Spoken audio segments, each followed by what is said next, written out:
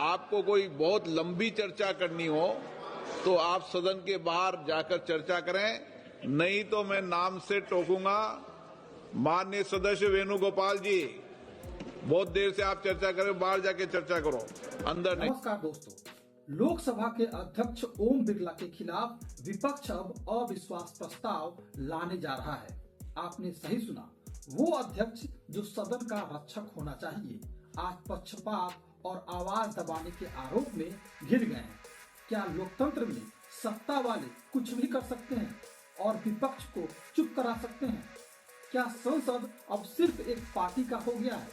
इस मुद्दे पर आज हम बात करेंगे। इससे पहले चैनल को सब्सक्राइब और लाइक करना ना भूलें। इन दिनों सदन में बजट सत्र चल रहा है, लेकिन हर दिन हंगामे और नारेबाजी की भेंट सदन चढ़ जा रहा है।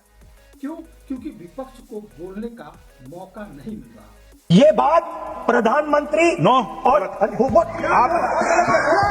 Home minister, prime minister, prime minister साहब, खासकर नेता प्रतिपक्ष राहुल गांधी को। सबसे बड़ा मामला क्या निकला? पूर्व सेना प्रमुख जनरल एम नरवणे की किताब, नाम है 4 स्टार्स ऑफ डेस्टिनी। यह किताब 2020 के चीन वाले संघर्ष की बात करती है। इसमें लिखा है, उस वक्त ऊपर से यानी कि केंद्र सरकार से कोई भी साफ निर्देश नहीं मिला। हमारे जवान लड़े, खून बहाया, लेकिन राजनीतिक नेतृत्व ने सही फैसला नहीं लिया। इसका खामियाजा हमारे सेना को भुगतना पड़ा। राहुल गांधी सदन में इस किताब का जिक्र करना चाहते थे, सच्चाई बताना चाहते थे, लेकिन अध्यक्ष ओम बिरला ने तुरंत रोक दिया। कहा, अप्रकाशित किताब का हवाला नहीं चलेगा, नियम नहीं मानता। नियम का हवाला दिया, लेकिन सवाल यह उठता है, किताब छपी नहीं थी, फिर राहुल के पास छपी हुई कॉपी कैसे पहुंच गई?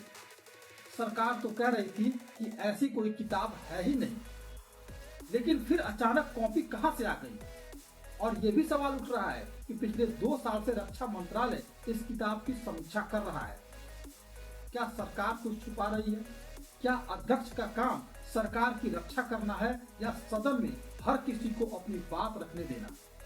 राहुल ने सदन के बाहर किताब दिखाई, कहा अगर प्रधानमंत्री आएंगे तो उन्हें भी खुद सौंपूंगा, लेकिन प्रधानमंत्री सदन में नहीं आए। उनकी जगह धन्यवाद प्रस्ताव बिना उनकी बात के पास कर दिया गया।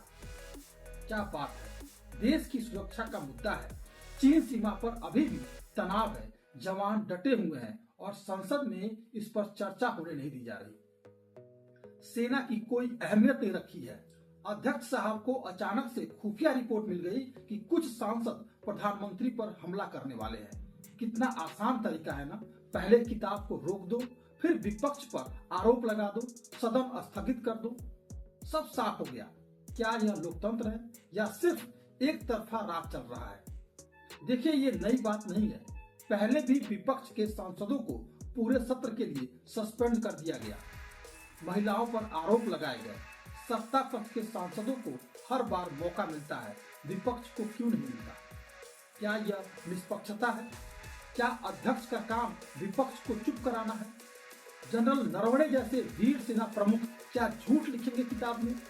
उन्होंने जो देखा, जो महसूस किया, वो किताब के रूप में लिख दिया। हमारे जवानों की कुर्बानी का सत्य सामने लाना चाहते हैं एम नरवणे, लेकिन सदन में सुनने नहीं दिया गया। क्या देश की सुरक्षा से बड़ा कोई मुद्दा है?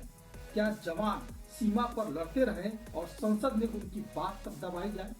मुझे गुस्सा आता है दोस्तों, गुस्सा इस बात पर कि हमारा लोकतंत्र, जिस पर हम गर्व करते हैं, उसे कमजोर किया जा रहा है। हम गर्व करते हैं अपने सैनिकों पर, लेकिन जब उनकी बात सदन में नहीं हो सकती तो कैसा गर्व?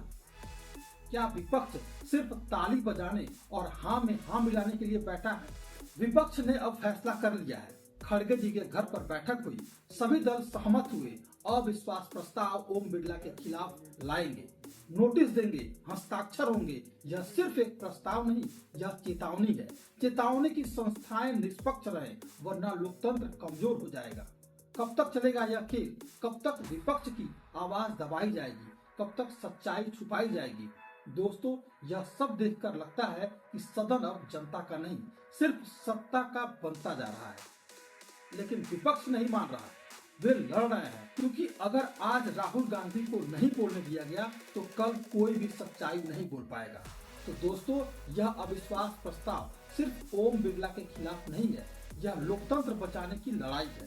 संदेश साफ है, लोकसभा अध्यक्ष को निष्पक्ष रहना चाहिए। हर सांसद को बोलने का हक है, खासकर जब देश की सुरक्षा, जवानों की कुर्बानी और सच्चाई का सवाल हो। हम गुस्सा महसूस करते हैं कि आवाज दबाई जा रही है, लेकिन हम गर्व करते हैं कि विपक्ष अभी भी लड़ रहा है, जनता जाग रही है।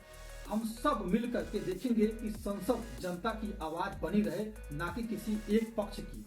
जय हिंद।